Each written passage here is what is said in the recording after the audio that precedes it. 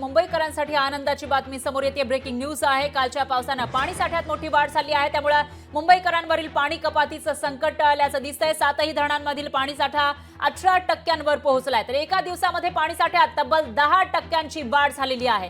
मुंबईकरांवरील पाणी कपातीचं संकट दूर होण्यास यामुळे मदत होणार आहे। तर आताची सगळ्यात मोठी आणि महत्त्वाची बातमी आणि मुंबईकरांसाठी अतिशय महत्त्वाची बातमी म्हणावी लागेल, एक दिलासा देणारी बातमी म्हणावी लागेल, कारण जून महिन्यामध्ये प्रचंड उकाडा मुंबईमध्ये जाणवत होता। पाऊस हवा तसा पडलेला नव्हता आणि त्याच्यानंतर आता जेव्हा 2 दिवस जो पाऊस पडलेला आहे त्याच्यामध्ये मुंबईला पाणी पुरवठा करणारी जी धरणं आहेत त्यामध्ये वाढ झाल्याचं पाहायला मिळते। धरणांमधील पाणी साठ्यामध्ये आणि एका दिवसात तब्बल 10% वाढ नोंदवली गेली आहे। त्यामुळे मुंबईमध्ये आता पाणी कपातीचं जे संकट होतं ते मात्र टळणार असं दिसतंय।